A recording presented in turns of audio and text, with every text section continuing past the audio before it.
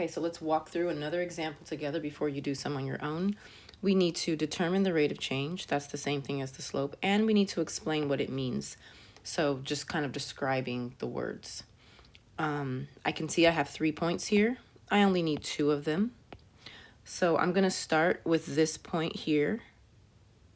And I'm just going to count how far I need to go up. And it looks like 1, 2, but we're not counting by ones. Look at your axis. We're counting by 2s.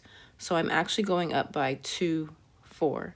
My numerator is a positive 4. You don't have to put the plus, but you can if you want to. And then to get to that next point, I'm moving to the right. And here we are counting by ones. So I move to the right 1. So my slope is 4 over 1.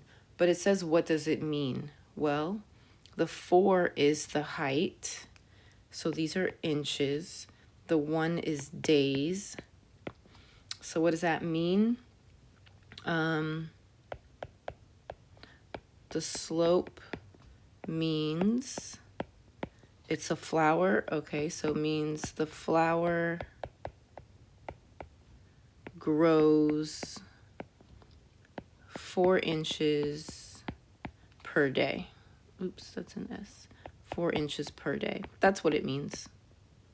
Or the flower's height increases by 4 inches per day. As long as you have a full sentence that makes sense. That is it for this example. Now you're going to try a couple on your own, and you'll be able to check your work.